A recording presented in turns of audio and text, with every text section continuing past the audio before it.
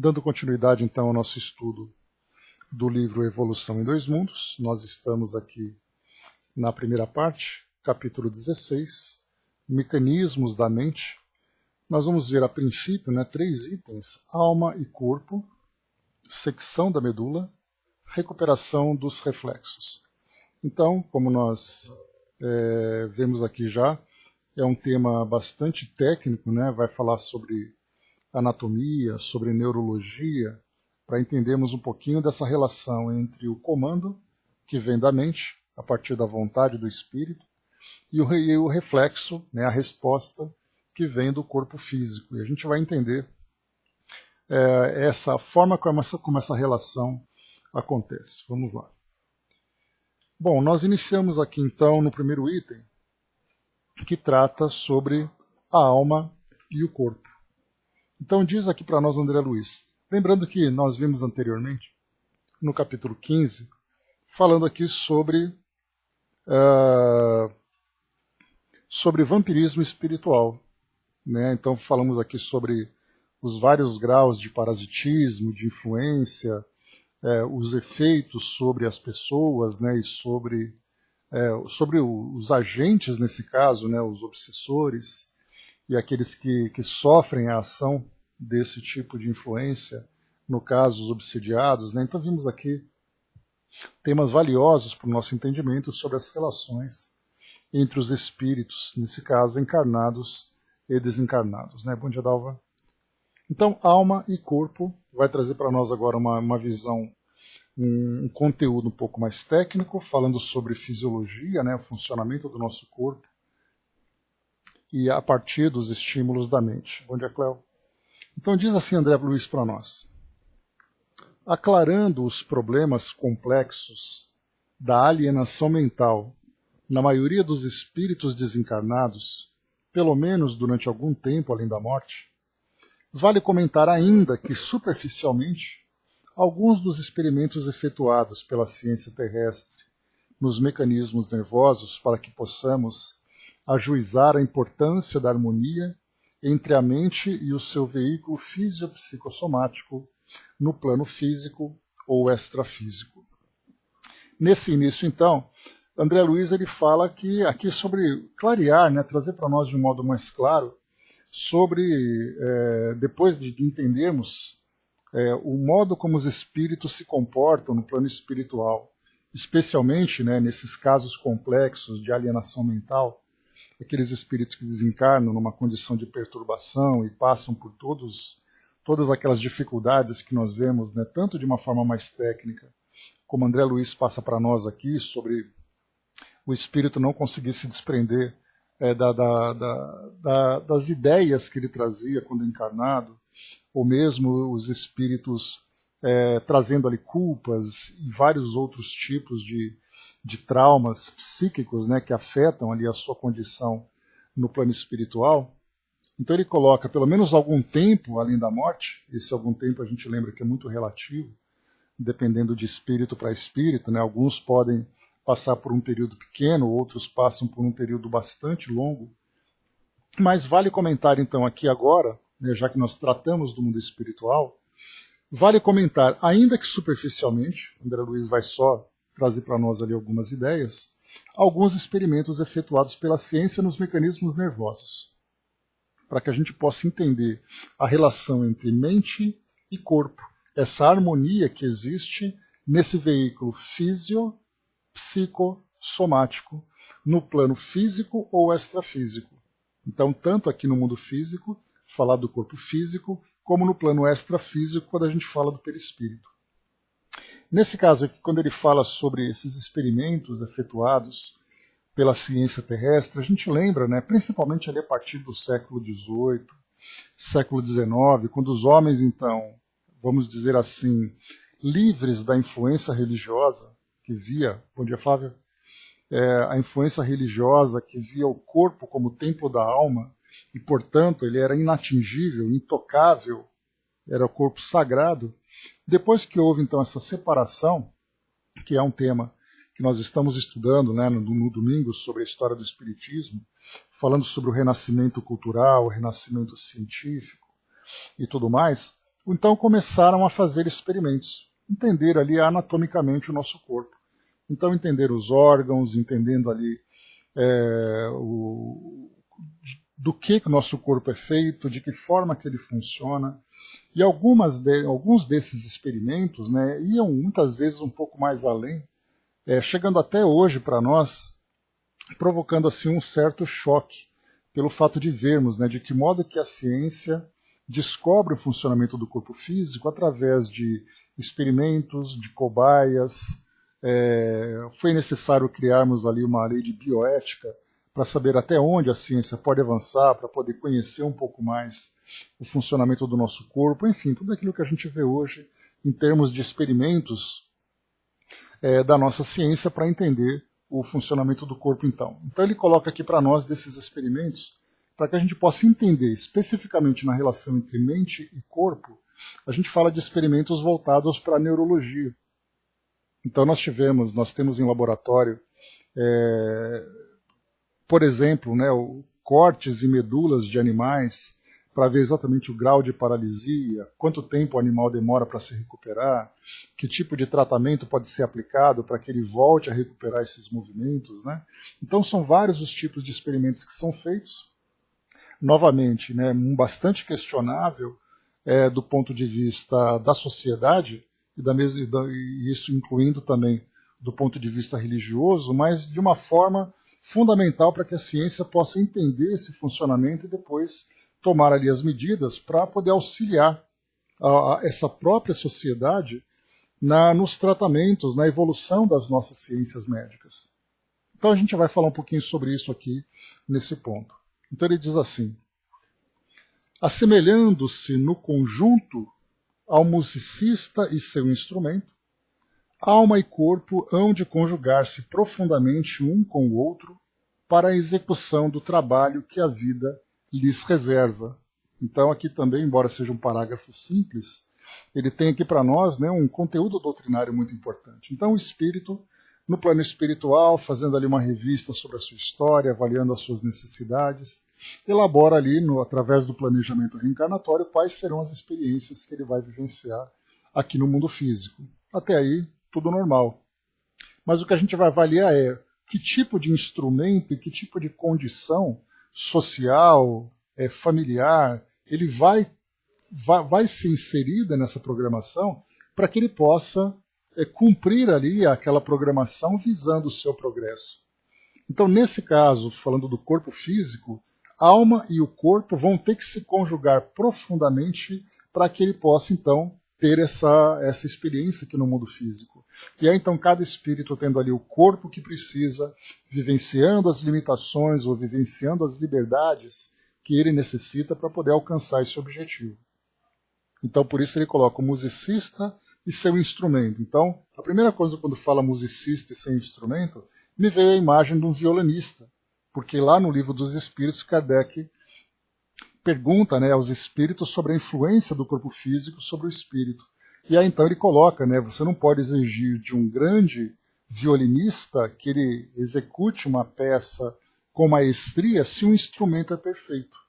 Então o corpo físico acaba limitando a liberdade do espírito. Então, mas a gente imagina que a forma como eles se harmonizam, né, acabam se tornando um único instrumento. A agilidade, a habilidade, o conhecimento, a sensibilidade, para poder manusear aquele instrumento e depois levar-lhe o resultado. Então, no caso, a alma e o corpo terão esse mesmo objetivo. Fazer com que harmonicamente um elemento se integre com o outro para alcançar esse objetivo. A questão do livre-arbítrio e o que o espírito vai fazer com esse corpo é outra história. Mas certamente ele estará ali devidamente integrado dentro da sua programação para utilizar aquele instrumento da melhor forma possível. E sabendo-se que a alma é a direção e o corpo é a obediência, é da lei divina que o homem receba em si mesmo o fruto da plantação que realizou, visto que nos órgãos de sua manifestação recolhe as maiores concessões do Criador para que efetive o seu aperfeiçoamento na criação. Então, a alma é a direção, o corpo é a obediência. Então, é da lei divina, ou seja, a lei de causa e efeito, que vai oferecer então para esse homem, para esse espírito, para que ele receba em si mesmo o fruto da plantação que realizou. Ou seja, o corpo físico que ele vai utilizar vai ser resultado daquilo que ele precisa.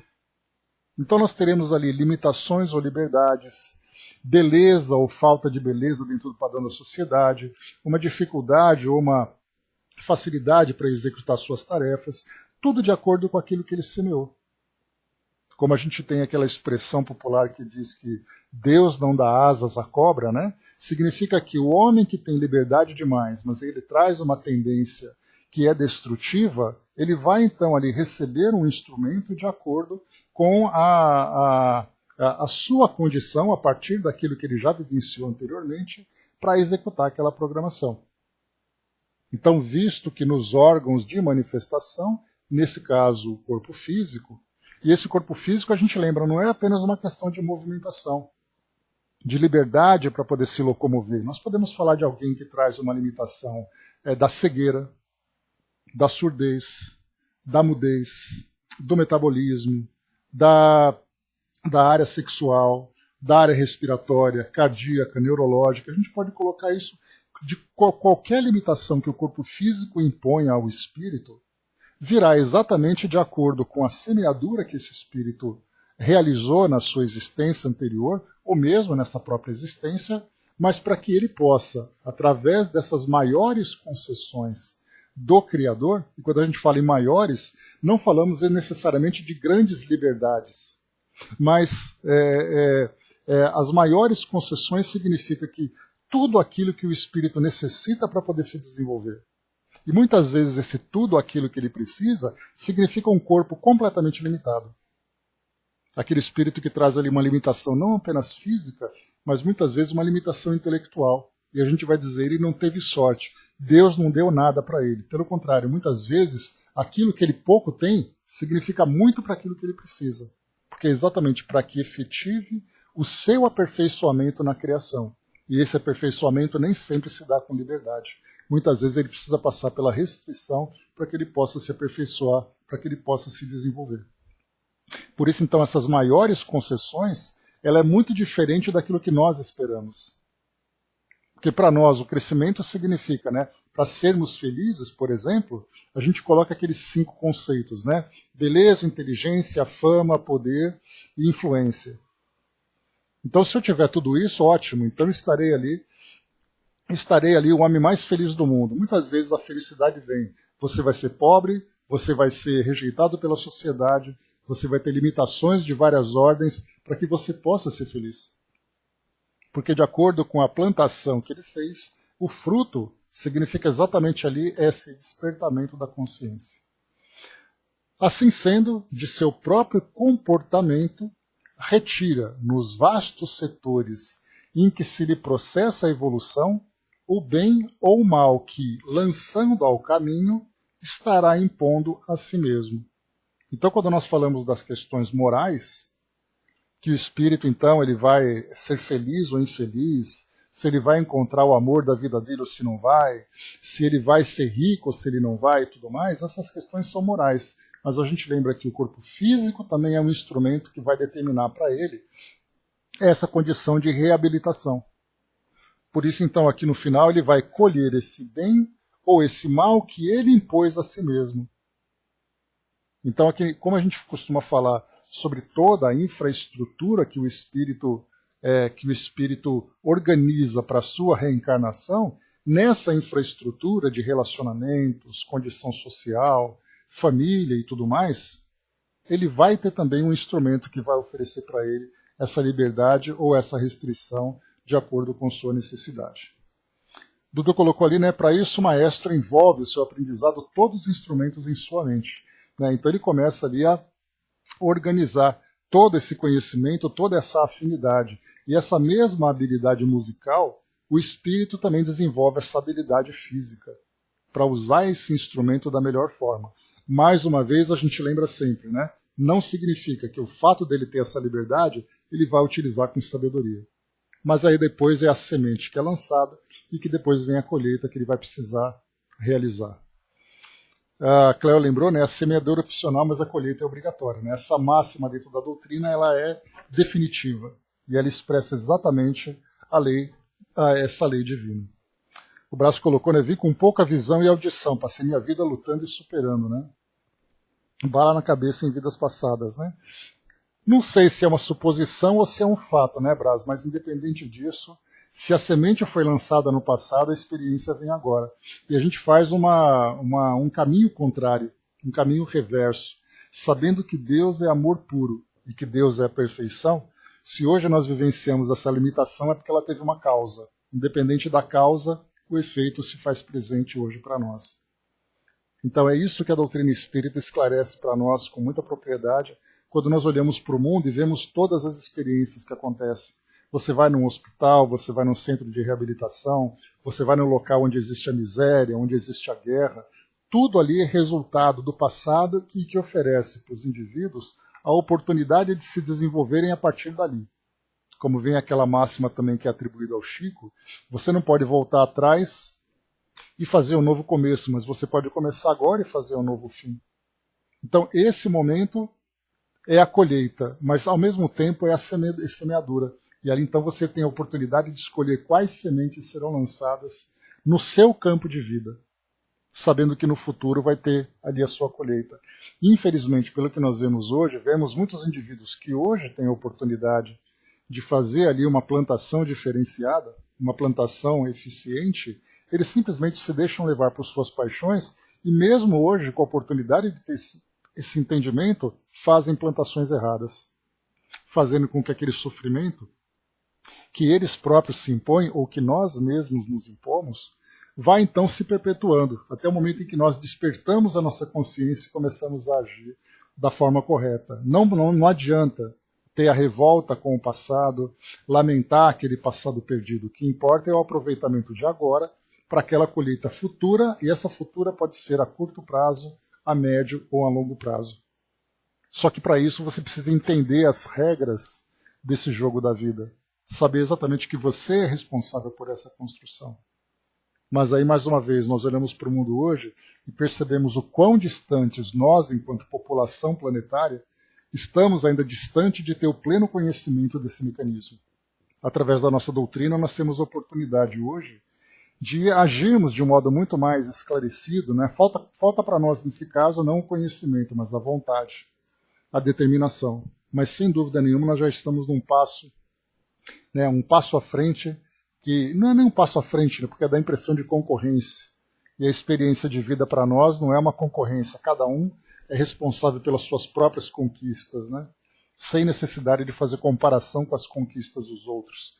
Mas certamente nós já estamos com a possibilidade de alcançarmos a nossa própria felicidade com muito mais efetividade com esse conhecimento que nós temos hoje. Agora falta para nós mesmos a vontade, a determinação, a fé, para fazer com que esse conhecimento seja revertido para nós em benefício, e não apenas o acúmulo de informações. Angelina colocou, tem uma tia que perdeu a audição mais jovem, atualmente perdeu a visão, né? Então é o que a vida vai trazendo para nós. Agora a gente tem, né, Angelina, lembrando sempre que muitas vezes a lei de causa e efeito traz para nós as experiências de acordo com as nossas necessidades, e outras vezes somos nós que criamos esses problemas. Kardec mesmo, lá no Evangelho segundo o Espiritismo, no capítulo 5, Bem-aventurados os aflitos, ele fala, né, sobre as aflições atuais e as aflições do passado. Quantas vezes somos nós que criamos as nossas próprias aflições hoje? De acordo com o nosso hábito, de acordo com os nossos hábitos, de acordo com as nossas vontades, a gente vai ali fazendo opções que vai criando para nós os próprios obstáculos sem que eles tivessem um objetivo já programado para nós. Então nós não apenas complicamos, né, a vida que nós poderíamos ter de um modo mais equilibrado e harmonioso, como criamos situações para o futuro que depois terão que ser vivenciadas a partir dessa negligência que nós tivemos. Né? E também, né, como você colocou, ela não aceita. Né? Então é uma situação que também para nós é bastante complicada, né, no que diz respeito à resignação. A resignação significa você ver aquela experiência difícil e não significa simplesmente aceitá-la passivamente, mas compreender o seu objetivo, o seu propósito, de trazer para nós esse crescimento, esse amadurecimento.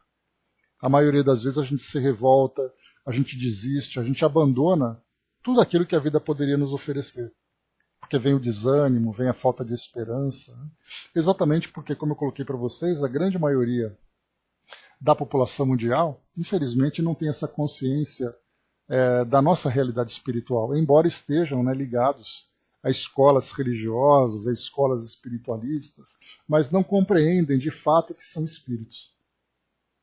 Eles se vinculam com a esperança de ter algo melhor e não vivenciam essa experiência com convicção de que são realmente espíritos. Então existe uma diferença entre você buscar a felicidade através da religião e você se esclarecer através da religião tendo consciência da sua realidade. Nem sabe que somos um espírito preso. Pois é, Brasil, sem consciência nenhuma. Então as religiões vêm, de um modo geral, como uma forma do indivíduo encontrar a felicidade. Né? Vai com Deus, Cléo. Bom trabalho para você.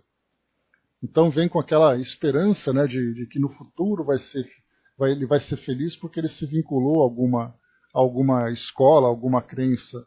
E, na verdade não, né? Independente disso, ele continua sendo espírito. Muito bem, vamos em frente. Secção da medula. Aqui basta o André Luiz trazendo para nós um esclarecimento sobre essa relação entre espírito e corpo físico. Então diz assim, através de experimentação positiva, ou seja, a gente lembra que essa palavra positiva, ela vem do positivismo, que significa você buscar o conhecimento através da prática, de uma forma pragmática. Né? Então, nesse caso, como eu coloquei para vocês, a ciência, a partir do século XVIII, século XIX, principalmente as ciências biológicas, ciências médicas, começaram a fazer experimentos, muitas vezes ousados, muitas vezes polêmicos, questionáveis, mas a ideia era conhecer ali o corpo na sua constituição e nos seus limites. E nesse caso começou então a fazer essa relação entre cérebro e todas as províncias celulares do corpo físico. Então o cérebro para nós, né, é ali o centro de comando do corpo físico. Pelo menos no que materialmente, porque é o espírito que utiliza esse instrumento, né, o cérebro, para emitir ali as suas ordens, né, para emitir ali os seus impulsos, os seus estímulos. Então, a experimentação que foi feita, como o próprio título diz para nós, secção da medula. Então você vai cortar esse canal de comunicação, e essas experimentações faziam isso, então pegavam cobaias, né, então pequenos roedores, no caso camundongos, hamster, ou então animais de maior porte, né, como gato, cão, macacos, começaram então a provocar lesões na medula para saber como seria a reação. Então, inicialmente, provocava em nós, né, enquanto sociedade, né, aquela repugnância, mas isso permitiu, no seu devido tempo, né, que isso trouxesse para nós resultados valiosos em termos de conhecimentos médicos.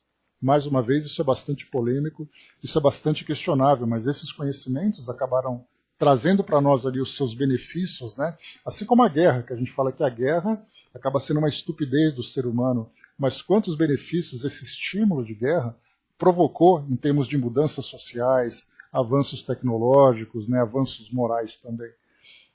Mas, enfim, a partir dessas experimentações positivas, conhece a ciência de hoje a inalienável relação entre cérebro e todas as províncias celulares do corpo físico.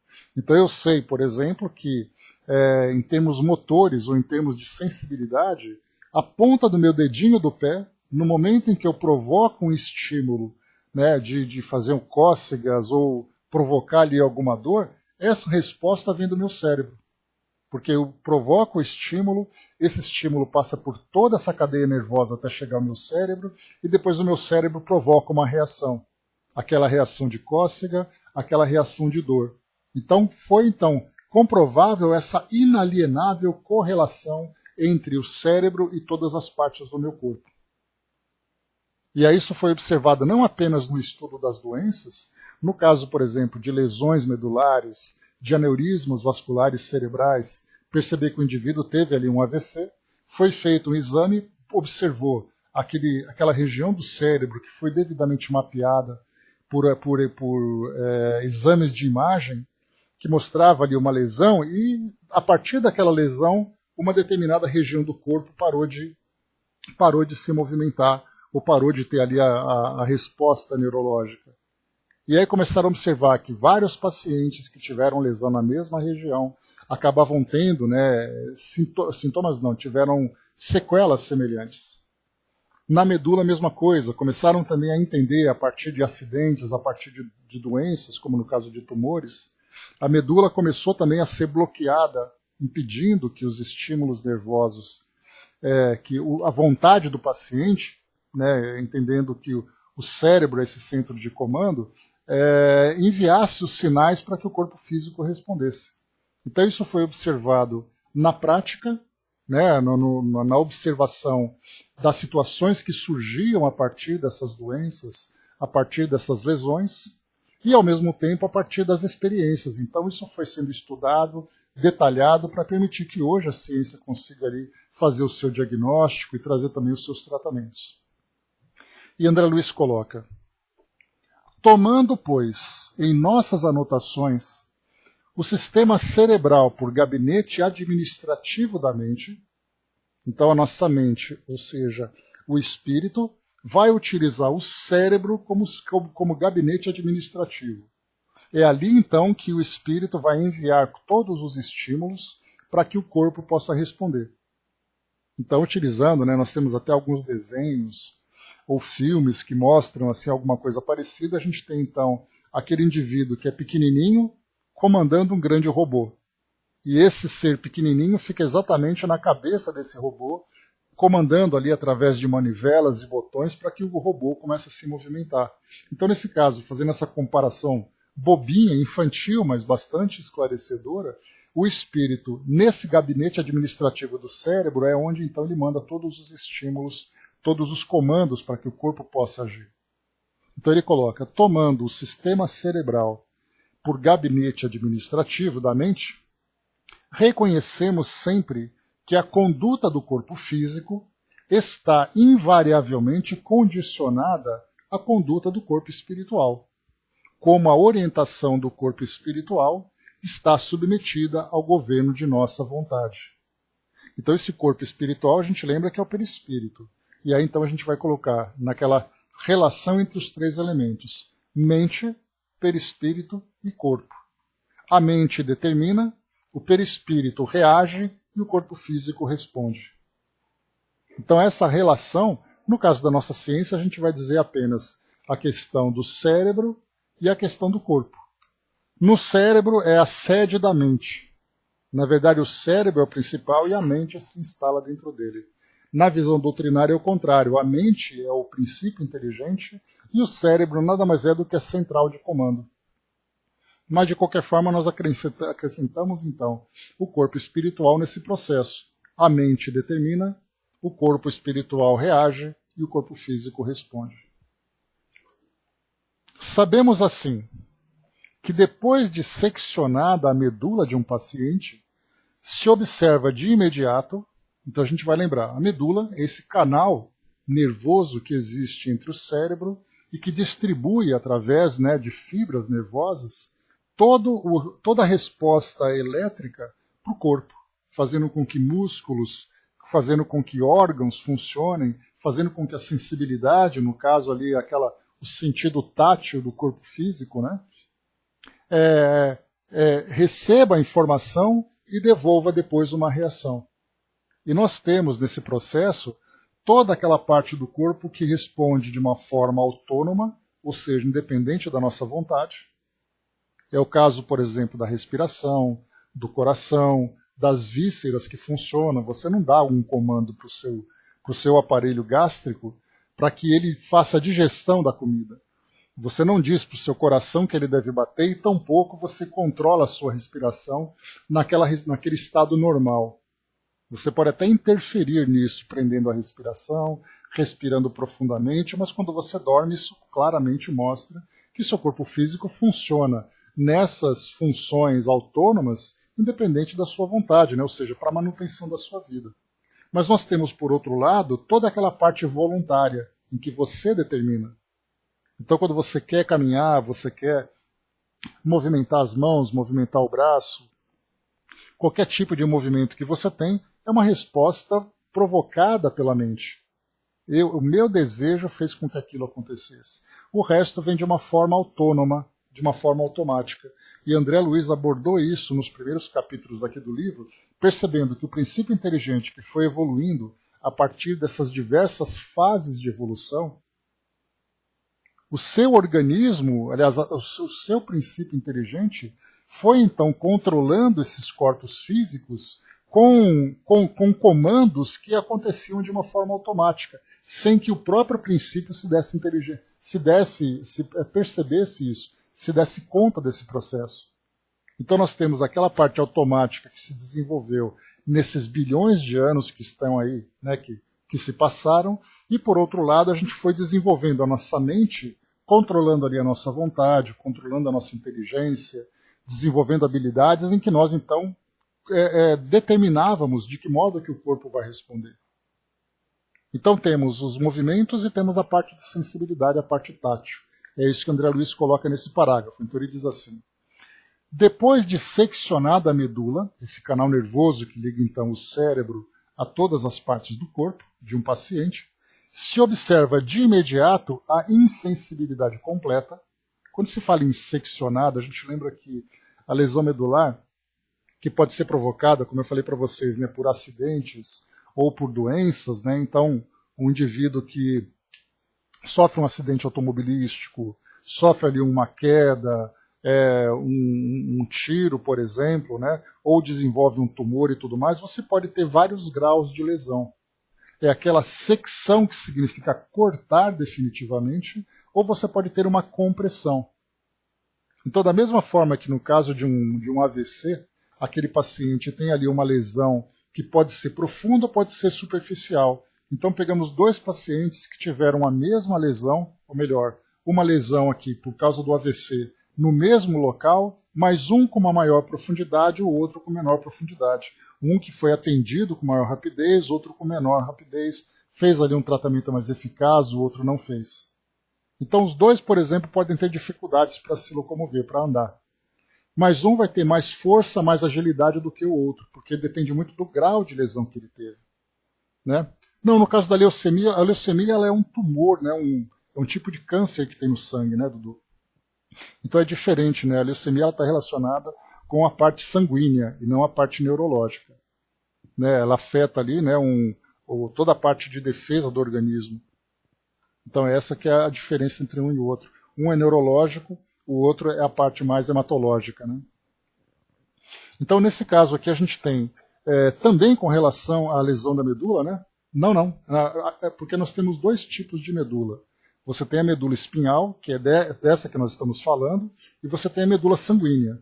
Embora as duas tenham o mesmo nome, são dois, vamos dizer assim, duas partes do corpo bastante diferentes. Né? Então a medula sanguínea é aquela que fica dentro dos nossos ossos, aquela popularmente chamada de tutano, né, que nós vemos ali, né, quando você quebra um osso, você vê aquela parte avermelhada dentro, que você tem a produção de sangue. Já a medula nervosa é aquela que faz a conexão, que fica dentro da coluna vertebral, que sai ali do cérebro. E no caso, né, muita gente faz essa confusão, né, quer dizer que você pode fazer uma transfusão de medula? Aí a pergunta é, depende da medula que você está com. Um transplante de medula, né, aí depende da medula. Se você é medula espinhal, você não tem como fazer nenhum tipo de transplante, porque as nossas células nervosas elas não podem ser regeneradas, não temos ainda condições de regenerar. Né? Mas no caso da medula espinhal, você tem hoje, né, doação de medula, né, que você faz ali a doação, faz ali a infusão de acordo com essa compatibilidade, porque você pode ser doador de sangue e você pode ser doador de medula. Né? Então, nesse caso, você vai fazer ali, né, o tratamento, vai fazer ali a extração desse material e depois fazer a infusão nesse paciente. No caso da leucemia, ele faz um tratamento radical. para poder, inclusive, ali, né, afetar essa parte da medula sanguínea. E aí depois você tem a transfusão. O paciente recebe uma nova dose de medula para fazer ali a produção, né, que é a hematopoiese, né, de fazer a produção sanguínea de novo, só que agora seria com sangue renovado. Então, essas duas diferenças, né. A extração da medula óssea, né, que é essa de produção de sangue, ela é feita em centro cirúrgico, né, então você faz ali uma coleta de sangue. Aí estou falando para vocês como se fosse o maior especialista do mundo, né, mas é mais ou menos assim.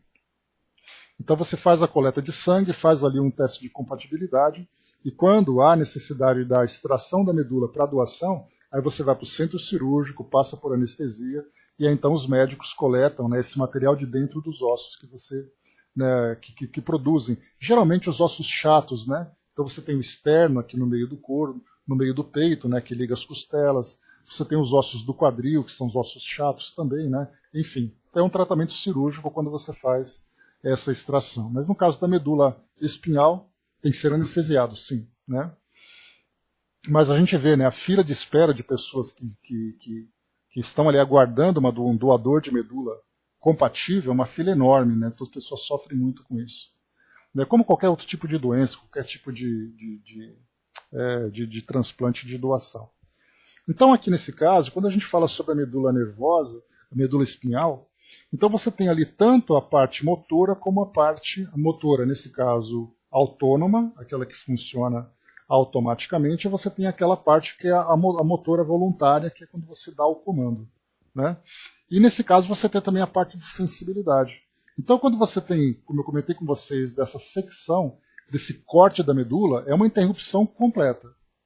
É como se você pegasse um alicate e cortasse um fio. Acabou, não passa mais energia. Mas essas lesões, como eu comentei, ela tem ali vários graus.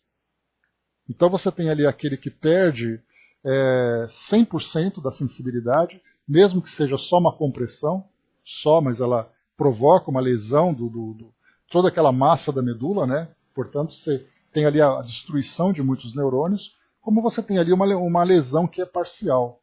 A lesão significa machucar. Então, esse machucado pode ser, né? Pois é, né? Esse machucado pode ser completo ou pode ser parcial. Portanto, ele vai ter ali uma mobilidade que pode ser ali uma limitação completa ou pode ser uma limitação parcial, assim como a sensibilidade também. Ele pode sentir o toque, sentir dor, sentir temperatura, como ele pode não sentir nada, sentir alguma coisa ou outra. Enfim, vocês entenderam então esses graus, né? Você tem assim uma lesão que é muito radical, muito profunda, e uma lesão que é superficial, ou uma que não é completa, né? Mas de qualquer forma, quando ele fala em secção, é o corte. E esse corte, então, ele vai interromper completamente qualquer tipo de passagem de estímulos, tanto do cérebro, enviando informações, como do corpo físico, levando informações. Então ele tem de imediato, que é observado, a perda da insensibilidade completa, não tem sensibilidade a toque, a dor, a calor, o relaxamento muscular, ou seja, um tipo de flacidez que você tem, porque a tonicidade do músculo, ela se dá por causa desse estímulo nervoso. Você, quando se encontra em pé, você tem ali uma cadeia muscular enorme trabalhando com esse comando do cérebro, dizendo para você, esses músculos devem ficar contraídos, porque do contrário você vai desmontar como se fosse, né, um saco de geleia. Então você tem essa tonicidade no corpo, na musculatura, para manter você numa determinada posição. Quando você deita e adormece, você fica ali completamente relaxado. Mas mesmo assim você ainda se movimenta na cama e tudo mais, né? Então, no caso da lesão medular, existe um relaxamento muscular. Há outras variantes ali de tonicidade, de contrações, mas são reações. Mas, de modo geral, há esse relaxamento muscular. A paralisia e a eliminação dos reflexos somáticos e viscerais. Em todas as partes que recebem os nervos nascidos, abaixo do ponto em que se verificou o prejuízo. Aí você tem a coluna vertebral, né, a medula começa lá em cima no bulbo, né, bem no pé do cérebro, trazendo ali várias fibras que vão descendo para todo o corpo. E é muito interessante, é como se nós olhássemos uma espinha de peixe, vamos dizer assim. E aí você tem aquela parte mais próxima da cabeça e você tem aquela parte mais próxima da cauda. E todos aqueles espinhos que saem da coluna do peixe, aquelas costelas, digamos assim, seriam como se fossem feixes nervosos. Ou seja, né, fibras nervosas, né, neurônios que vão se estendendo ali formando uma cadeia. A partir dessa relação a gente tem o seguinte: quanto mais alta a lesão na coluna, maior é a parte do corpo que fica imóvel. Porque já que você tem o cérebro, aí você tem ali aquelas fibras que saem do pescoço, que vão descendo para os ombros, que descem para as costelas, que vai chegando na cintura até chegar lá embaixo nas pernas. Quanto mais alta a lesão, toda a parte de baixo vai ficando paralisada. E nesse caso você tem não apenas aquela parte que você tem ali a parte voluntária, como também a parte visceral. Você tem ali uma dificuldade no funcionamento do seu intestino, no funcionamento da respiração e outros órgãos que vão sendo afetados por causa dessa lesão. Então esses reflexos vão desaparecendo. E depois ele coloca, né, que essas partes abaixo vão sofrendo. Então, quanto mais alta a lesão, maior é o problema. Quanto mais baixa a lesão, menor o problema. Aí nós temos, no caso, né, de tetraplégicos, de paraplégicos, tudo isso dependendo da altura dessa lesão. Inclusive hoje, né, exatamente por causa dessas experiências e por causa dessa parte de observação, nós temos hoje, né, na neurologia, na fisiatria, né, um mapeamento. Você tem um mapa desenhando o corpo físico e você mostra, se a lesão for na coluna, lá na parte de cima, então você tem ali 8 vértebras cervicais, né? Então você tem ali lá no pescoço. Quanto mais alta a lesão, maior a parte do corpo. Mais baixa a lesão, então você vai descendo e o paciente vai tendo ali maior mobilidade. Então é isso que André Luiz coloca para nós. E essa sensibilidade da parte de baixo, então, quando existe o corte completo da medula, aí você tem ali também uma paralisação total dessa sensibilidade e também da movimentação. A insensibilidade e a paralisia são decisivas, porquanto procedem da secção dos feixes ascendentes e do feixe piramidal, ou seja, do desligamento das regiões do corpo espiritual correspondente nos tecidos orgânicos e no cérebro, qual se desse a retirada da força elétrica de determinado setor num campo extenso de ação. Então, essa insensibilidade e essa paralisia vão acontecendo porque, além dessa interrupção do estímulo nervoso que vem do cérebro e vice-versa, você também tem ali o corpo espiritual, que começa a se desligar dessa região correspondente, mas não é um desligamento completo naturalmente, mas o corpo físico ele vai perdendo ali, vamos dizer assim, o comando do perispírito. Porque se você tem a mente comanda o perispírito, esse perispírito ele vai então reagindo de acordo com esses comandos. No caso da mente, está ligado ao cérebro. O cérebro, portanto, também ali faz o controle neurológico de toda essa região do corpo. Você tem ali a interrupção desse sinal, ou desses estímulos, o corpo perispiritual ele vai também se desligando parcialmente. É como se ele simplesmente parasse de alimentar, em termos de força elétrica, toda a região do corpo que não tem mais esse funcionamento. Mas é claro que isso é de uma forma parcial. Afinal de contas, o corpo físico mantém ali a sua vitalidade. E ele diz assim, exatamente agora aqui nesse próximo parágrafo, falando sobre isso. Semelhante desligamento, porém, não se verifica de todo, o que acarretaria, quando em níveis altos, irreversivelmente o processo libertatório da alma com a desencarnação. Como então o corpo físico precisa manter a sua vitalidade e o perispírito tem um papel fundamental nessa manutenção, esse desligamento então ele é parcial, ele não se verifica de todo. Porque se o perispírito se desligasse completamente do corpo físico, o corpo físico perderia a sua vitalidade, portanto o paciente desencarnaria. Então é isso que nós vemos, né? Então o espírito, quando ele se desdobra, por exemplo, ele pode ali estar longe, mas ele mantém um vínculo com o corpo físico. Então ali é o perispírito mantendo essa vitalidade do corpo. Então esse desligamento ele é parcial, mas se houver ali em altos níveis, acontece a desencarnação. Junções fluídicas sutis, essas junções fluídicas, fala exatamente dessas conexões energéticas que existe, né, que existe entre o perispírito e o corpo físico. Como se fosse ali fios ligados, né, mas são bastante sutis, apenas para a manutenção da vitalidade daquela parte do corpo que já não recebe mais esse estímulo. Então, junções fluídicas sutis permanecem ativas entre as células dos implementos físicos e perispirituais, como recursos fisiopsicossomáticos em ajustes possíveis de emergência. Então você se lembra que nós estudamos, né? André Luiz falou para nós em outros temas aqui, em outros itens, outros capítulos atrás, quando nós estudamos sobre centros de força, aqueles chamados chakras. Então o fato de você ter uma lesão medular, que na altura, por exemplo, do peito, não significa que o seu centro de força gástrico, esplênico, genésico, que ficam ali na região do abdômen, na região da pelve e tudo mais, não significa que esses centros pararam de trabalhar. Eles continuam funcionando, embora de uma forma diferenciada, devido a esse desligamento parcial que existe entre perispírito e corpo físico. Então a energia continua fluindo, mas não da mesma forma que aconteceria com um corpo que não tem esse tipo de restrição. Exatamente, Braz, é esse abastecimento. Né? Fica ali, então, alimentando fluidicamente o corpo físico para a sua vitalidade, para o seu funcionamento básico, que seria ali o mínimo que o corpo físico precisa, diferentemente, por exemplo, de uma pessoa que tem uma vida ativa e um corpo físico sem lesão. Então você está caminhando, você está trabalhando, você tem ali todas as suas atividades e tudo mais, de uma forma muito mais ativa do que alguém que traz esse tipo de lesão. Portanto, o fluxo de energia de alguém que traz o corpo físico sem esse tipo de lesão é muito mais intenso do que aquele que trabalha apenas para a sua manutenção.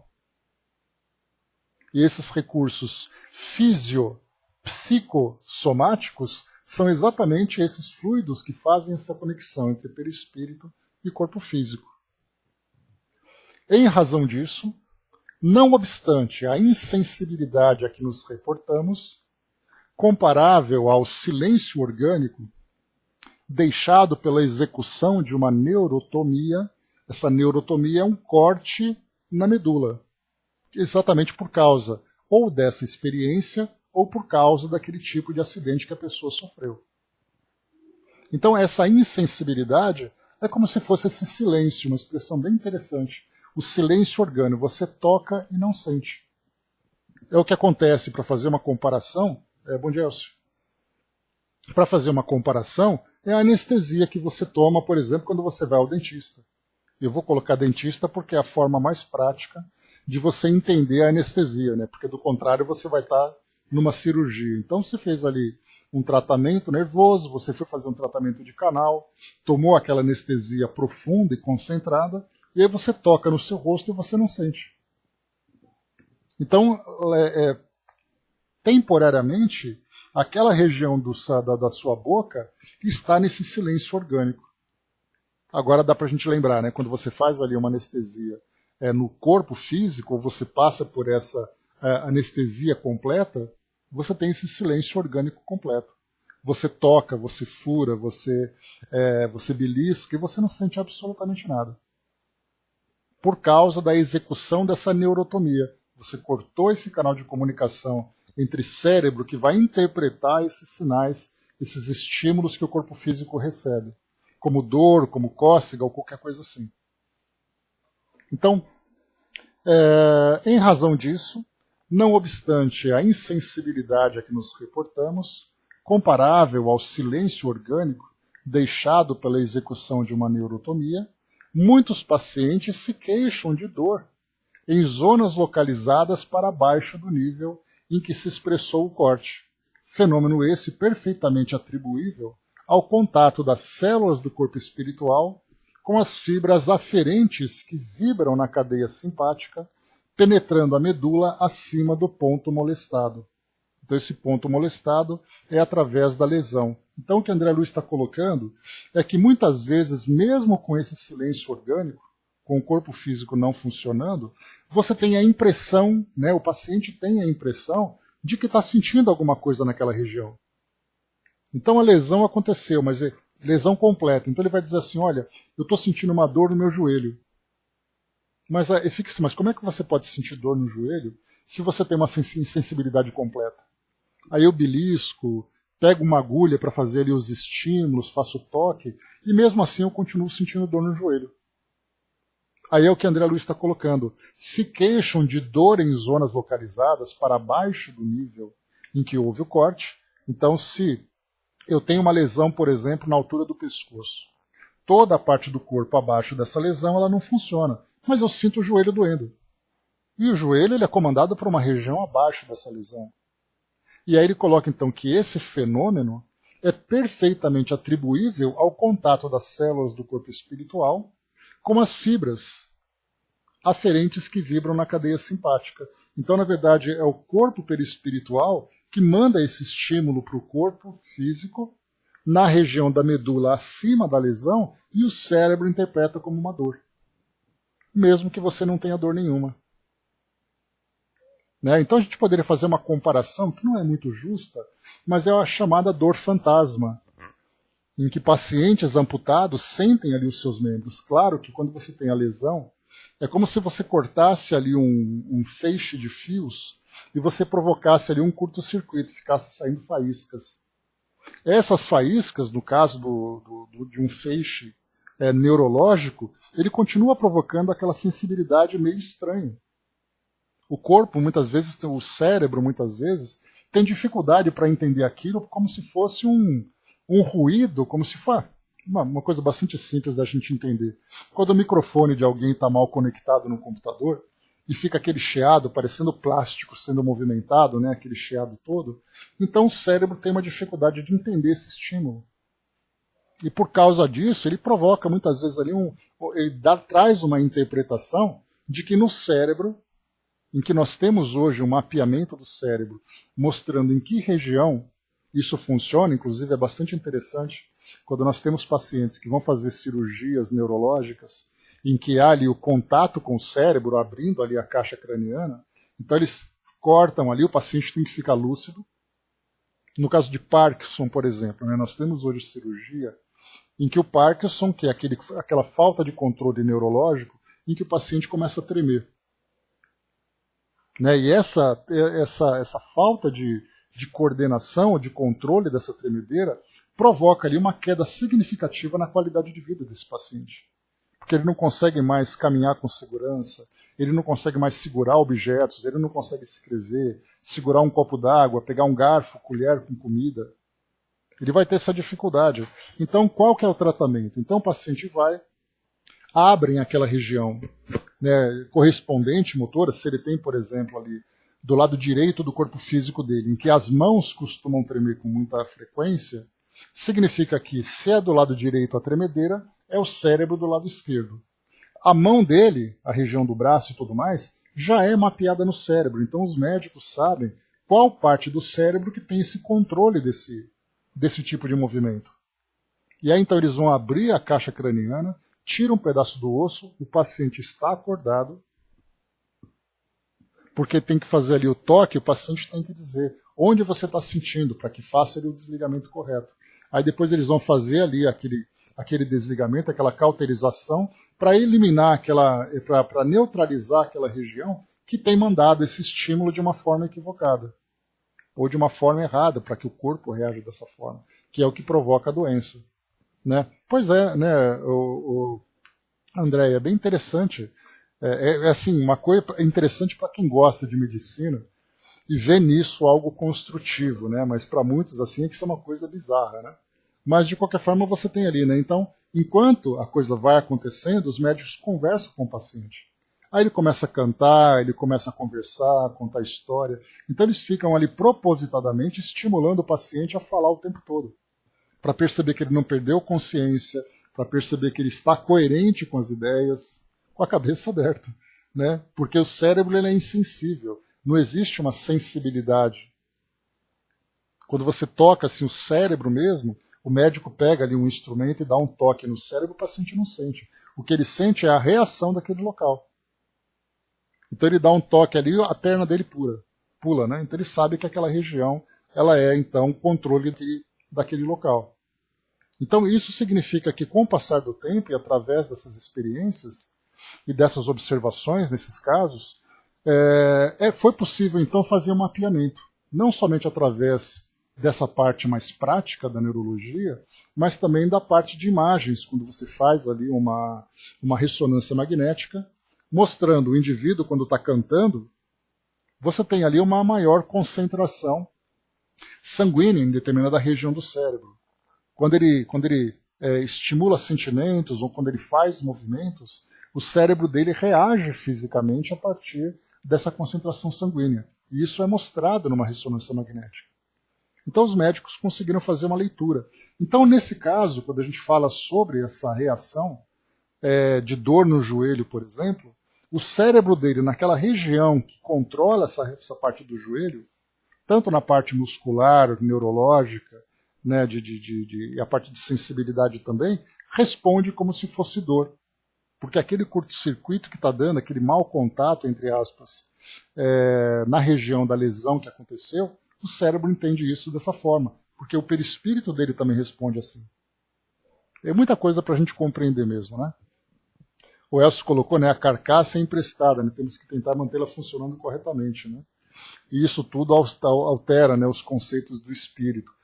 De fato, né, e tem inclusive, né, eu comentei no início, há pouco, né, que a gente fala muito mais aqui hoje da parte fisiológica, da parte anatômica. Mas a parte moral, ela tem ali uma relação direta com o espírito. Porque ele pode ter o corpo físico dele, seja um corpo físico que apresenta ali o bom funcionamento, uma liberdade de ação, como aquele que tem limitação, vai depender muito do espírito, se ele aceita, se ele não aceita, se ele faz o bom uso ou se ele faz o mau uso disso. Né? Não, estou só reforçando, porque de fato a coisa funciona dessa forma. Então o próprio espírito sente o efeito dessa limitação ou dessa liberdade e ele vai ter uma resposta. Essa resposta pode ser equilibrada ou desequilibrada, e esse desequilíbrio vai trazer depois o seu preço. Né? E continuando, vamos lá. Bom, ele coloca aqui sobre esses músculos molestados. Né? Tá. Lembra que ponto molestado é o ponto onde tem a moléstia, né, a lesão. Recuperação dos reflexos. Manda aí, Dudu. Poetize, vamos lá. Então aqui, recuperação dos reflexos. Né? Nosso querido Alírio colocando para nós aqui uma mensagem. Bem-vindo, Alírio. Quando chega aquela dúvida, o recado é enviado. Na razão de muito estudo, a resposta chega e é dado. O conceito tão presente são de livros de uma infância, e assim, na predominância, as respostas são bem-vindas. E com a sua boa vontade, o espaço é sempre aberto. Esse moço sem segredos mostra sua inteligência, e com a sua coerência segue o ritmo, o seu caminho. Nada tem de tijolinho, mas essa agora. Pois o tempo de matura fez da sua criatura esse mestre professor. Cuide bem da sua saúde, muito tempo ainda vem. Na presença de espíritos, sua luz está aqui. O momento é agora, na visão de agora, outrora. O tempo foi passando, e hoje se estruturando, muito a seu valor, e sem o tijolinho, viva sempre o você. Viva o nosso professor do ganho maior, o saber. Alírio, obrigado, Alírio, pelo carinho. Mais um agora, me provocando com tijolo, né? Tá vendo só? Então, quando fala que nós estamos sendo constantemente observados por uma nuvem de testemunhas, né? Cuidado com o que vocês dizem, né? Porque agora eu estou sofrendo a consequência do tijolo. De tijolo não tem nada, né? Pois é. Mas muito legal. Obrigado, Alírio, pelo carinho. Então, meus amigos, é isso, né? A gente vê que analisar a nossa realidade, né? Viver aqui essas experiências que a gente vai vivendo no corpo físico, permite que a gente tenha esse conhecimento e quanto mais a gente consegue compreender, melhor a gente faz o uso da nossa máquina. Seja um uso físico, seja um uso moral. Porque o uso físico pode ser que você tenha ali, como o Elcio colocou, né, a manutenção do corpo, né, a preservação da saúde e tudo mais, né, Andréia?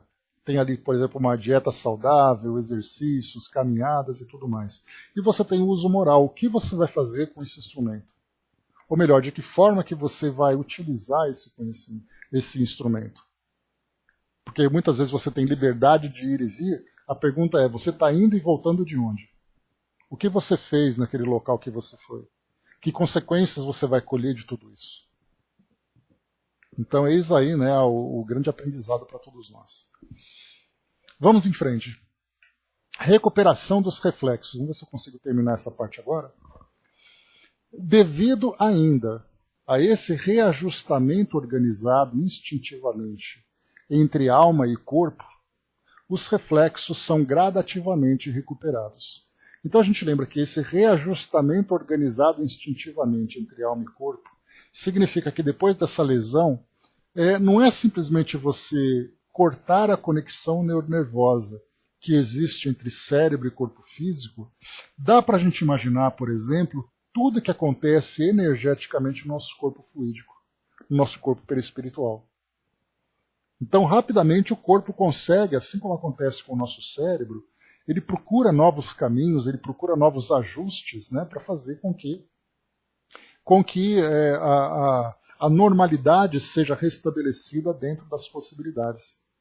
E isso acontece de uma forma automática. Exatamente aquilo que nós vimos anteriormente nos capítulos anteriores, André Luiz trazendo todo o processo de desenvolvimento do princípio espiritual, o desenvolvimento do perispírito, dos centros de força, a ligação através dessas incontáveis reencarnações.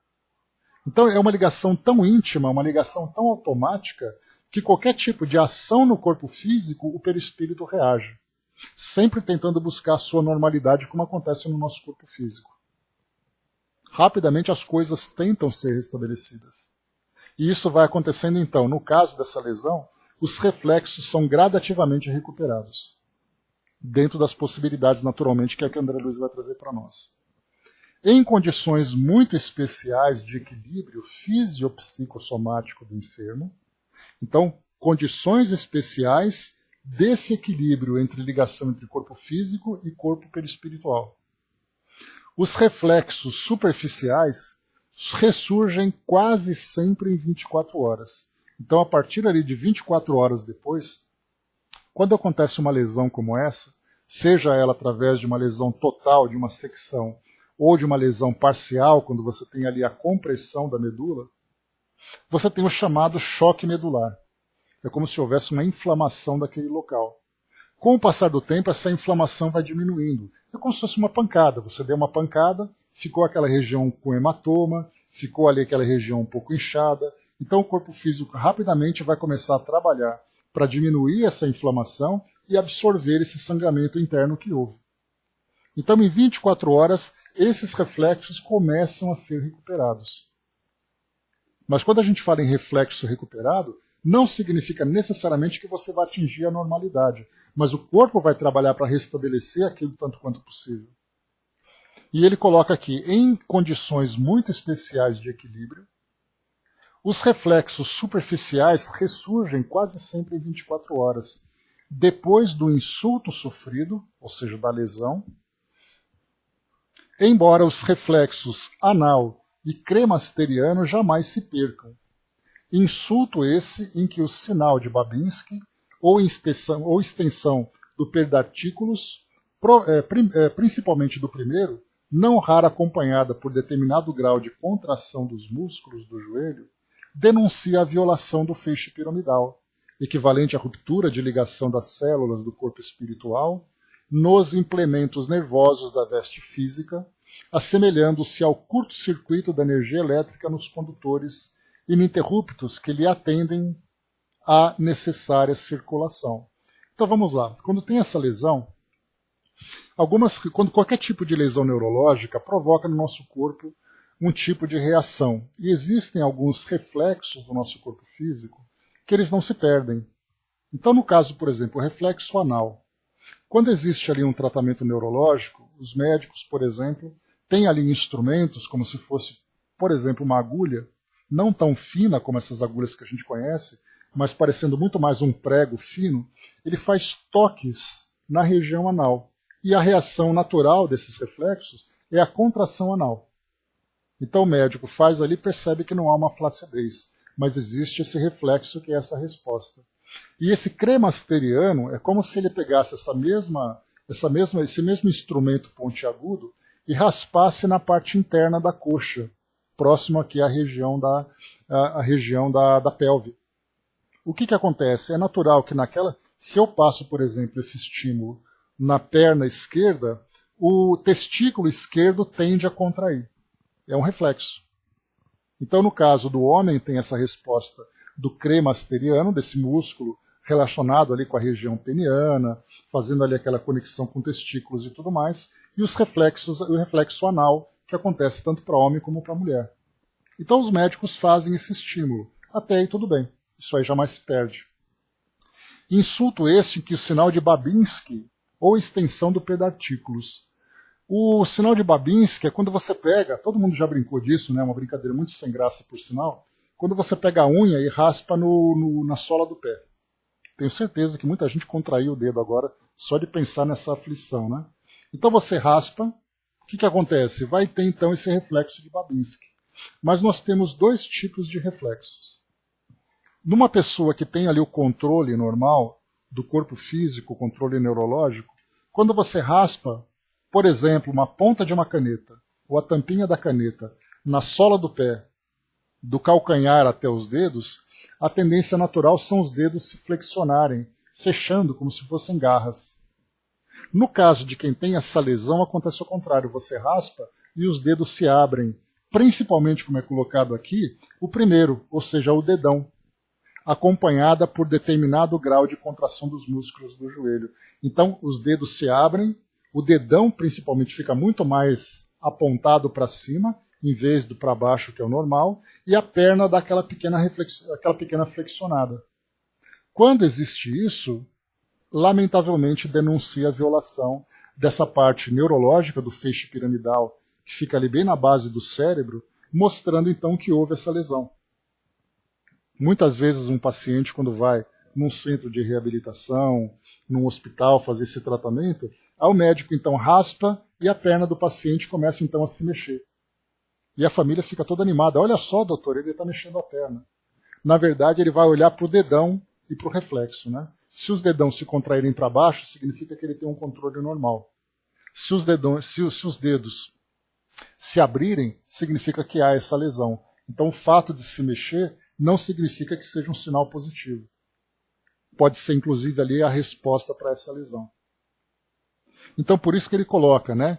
Equivalente à ruptura de ligação das células do corpo espiritual nos implementos nervosos da veste física. Então, houve a lesão. Ou seja, você não tem controle do corpo físico. Ele responde apenas de uma forma reflexa. E ele coloca, então, né? Assemelhando-se a curto-circuito de energia elétrica. Então, na verdade, ali é um estímulo que o corpo físico responde, porque nós temos, né, na nossa coluna, você tem toda na parte interna dele, então você tem na parte da frente da coluna, você tem a parte do corpo da coluna, o corpo vertebral, e na parte de trás, quando a gente passa a mão nas costas, você tem aquelas pontas. E a medula fica nessa parte de trás da vértebra. E você tem toda a medula que sai do cérebro, chegando até mais ou menos a região da cintura. A partir dali você tem como se fossem fios, que é chamado de cauda equina. Como se fosse um rabo de cavalo, com aquele pelo todo se espalhando. Né? Então ele sai daquele corpo da medula e vira aquele feixe de fios. Mas nessa região da base tem um lugar chamado cone medular. Quando você tem esse estímulo, eu raspo, por exemplo, faço o teste de Babinski, esse estímulo sobe para o cérebro, automaticamente a resposta volta e o paciente contrai então os dedos para baixo em forma de garra. Quando tem a lesão, esse controle, então, esse estímulo sobe para a medula. Como ele não vai para o cérebro, não tem resposta, o cone medular dá essa resposta. E isso denuncia exatamente a lesão. E aí, então, ele responde de uma forma desordenada. Por isso, então, começa a contrair, começa a tremer, faz um monte de coisa. Por causa dessa lesão. E aí, para finalizarmos. Na generalidade dos casos, porém, os reflexos em pacientes dessa espécie apenas reaparecem com mais vagar no curso de semanas. Lembra que eu falei para vocês, né, sobre a questão do choque medular. Então há aquela inflamação, ela vai então sendo absorvida gradualmente, e nessa absorção começa então ali os estímulos continuam, voltam a circular, e como André Luiz coloca aqui, tempo indispensável para que as células do corpo espiritual, vencendo as resistências do corpo físico, a ele se reimponham quanto possível. Então o corpo começa a tirar aquela inflamação. Bom dia, Ana Carolina.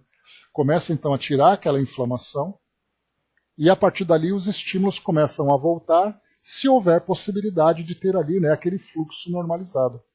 No caso de um paciente que tem ali uma secção de medula, um corte de medula, o que ele vai ter vai ser uma, vamos dizer assim, uma calma, uma neutralização daquele curto-circuito que aconteceu.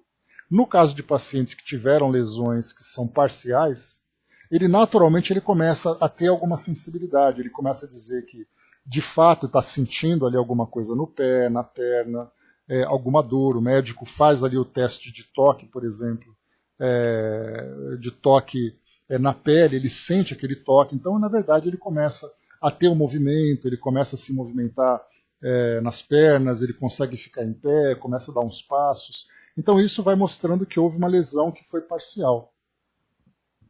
Então, mas no caso de uma secção, o que vai acontecer é que esse curto-circuito tende a diminuir para evitar essas dores, essa sensibilidade confusa que o paciente tem, né? Mas o retorno dos sinais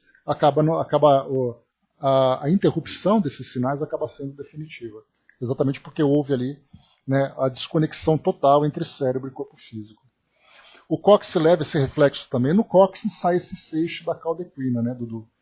Então é nessa região que ele vai passando, mas já no cóccix você não tem medula, porque a medula vai até uma região da coluna. A partir dali você começa a formar tanto o sacro, que é toda aquela região grande do fim da coluna, como o cóccix, que é aquela pontinha lá embaixo. Ali você já não tem mais medula. Exatamente porque você começa a solidificar as vértebras naquela região. Então até mais ou menos ali a altura do umbigo, vamos dizer assim, você tem ali aquela região onde tem o cone medular, né? A medula espinhal vai até o cóccix, que termina antes, né? Então isso que eu coloquei para vocês. Exatamente porque anatomicamente você não tem mais condições de proteger a medula. Porque nós temos o nosso corpo, ele é muito interessante. Eu me lembro que na época de faculdade, né, a gente tinha aula de anatomia, aí você ia lá para o laboratório e você via, né, o nosso corpo físico ele é muito interessante. Você olha o esqueleto e você tem ali regiões que são muito específicas em termos de proteção. Então você tem, por que nós temos o crânio? Exatamente essa caixa óssea para proteger o cérebro que está lá dentro. Porque se fosse qualquer batidinha que você desse, né, uma criança, por exemplo, que apresenta uma má formação da caixa craniana, ela tem que ter uma proteção constante, porque qualquer batida que você der naquela região que se encontra mais mole, você pode lesionar o cérebro. Nós temos as costelas. Por que as costelas são importantes? Porque elas protegem a região do pulmão, protegem os pulmões e protegem o coração. Imagina se você levasse uma pancada toda hora que ficasse apertando ali o seu pulmão. Você não ia conseguir respirar. Então a caixa craniana e a caixa torácica são duas armaduras que nós temos de proteção de órgãos. Elas não estão ali por acaso. E a terceira parte é exatamente a coluna, que tem toda aquela parte de passagem, aquele espaço onde passa a medula, e chega lá embaixo, onde há necessidade de uma conexão com o quadril, onde nós temos ali, né, o isquio, o pubis, o ilho, né, a crista ilíaca, que é esses ossos da cintura, precisa de uma estrutura muito forte na base da coluna. Por isso ela tem que ser mais sólida. Sendo mais sólida, ela não tem espaço para passagem, né? L4, né, você tem desde o L5 até o sacro mesmo. Então você tem ali, naquela parte mais sólida, não tem aquele canal onde passa a medula. Por isso então a medula ela termina antes, depois ela manda fios, que são extensões para poder chegar nessa região, principalmente ali da parte genital, e também da parte vesical, da parte da bexiga, como também da parte dos membros inferiores. Tá? Vai com Deus, Flávio. Até mais. Mas já terminamos já também. Falou. Então é isso, pessoal. Fechando por aqui o nosso estudo de hoje. Trouxe para vocês, então, aqui primeiro, né, essa parte, essas três partes, né? alma e corpo, falando aqui da relação entre o espírito e o instrumento que ele vai utilizar para o seu desenvolvimento aqui no mundo material. Falamos sobre essas experiências da secção da medula, mostrando de que forma que o nosso perispírito e a nossa mente reagem a partir do momento em que o corpo físico é lesado. Né, a medula é lesada e o corpo físico então deixa de responder. E fala sobre essa recuperação de reflexos, como uma reação fisiológica natural, e também do próprio perispírito, né, desse corpo físico-psicossomático, mas sempre limitado pela possibilidade que o corpo oferece. Há aqueles que podem recuperar alguma coisa, há aqueles que não podem. Então a gente vai trabalhar isso tanto na parte da medula, em lesões medulares, né, pode acontecer, né, me lembro de uma amiga que ela tinha um tumor na medula, então foi crescendo ali foi crescendo como se fosse uma bola maciça na coluna e foi comprimindo dentro da região do canal medular e foi então pressionando a coluna dela. E nessa pressão ela parava de receber estímulos. Então a cirurgia vamos operar para tirar esse tumor que se desenvolveu, né? Mas aí é aquele cuidado todo, porque o tumor ele fica ali quase que integrado naquele tecido nervoso. E aí quando você retira, você corre o risco de provocar aquela lesão. E aí você tem lesões também provocadas por tiros, né? Pessoas que sofrem esse tipo de violência. Muitas vezes, quando diz assim, né, a bala ficou alojada perto da coluna. Quando essa bala fica alojada perto da coluna, não significa que a bala atingiu a coluna, atingiu a medula, mas o calor da bala lesionou os tecidos. Então você tem desde um trauma direto, como você tem ali, né, essa cauterização desse tecido, como essa compressão a partir desse tipo de tumores, por exemplo. Né? Enfim, existem várias patologias que vão ali sendo apresentadas para provocar esse tipo de lesão. Então o corpo físico vai depois se regenerando, né, em termos de cura das lesões musculares e tudo mais, mas ele só consegue responder dentro daquilo que neurologicamente é possível. Então, muitas vezes o corpo físico fica ali em perfeitas condições em termos de recuperação, né, da lesão, mas os estímulos não passam por causa dessa interrupção dos sinais. Né? Então, quem é neurocirurgião, né, Angelina, vai trabalhar com essa parte muito sensível e muito delicada. Então é isso, pessoal. No nosso próximo encontro, então, nós vamos trabalhar com... Deixa eu pegar aqui o outro. Importância da encefalização, ou seja, né, essa encefalização é a organização do cérebro, a forma como o cérebro se desenvolveu. Nós estudamos isso anteriormente, né? Depois nós temos aqui a importância da encefalização, a descorticação animal, que fala do córtex, né? E depois temos aqui outros temas para a gente trabalhar também nessa parte neurológica, né? Mas é isso, pessoal. Né? Finalizando por aqui o nosso estudo. Espero que tenha ajudado aqui no melhor entendimento daquilo que André Luiz passa. Né? E como a gente viu, né, todo esse conhecimento que se tem hoje, ele foi fruto de muitas pesquisas no passado. E essas pesquisas, como eu comentei com vocês, elas foram bastante questionadas e são ainda bastante questionadas. Né? Quando a gente fala sobre o uso de animais para experiências em laboratório e tudo mais, certamente que existe ali hoje, nos tempos atuais, nós temos muitas possibilidades a partir de simulações em computadores, né? A partir de outras comparações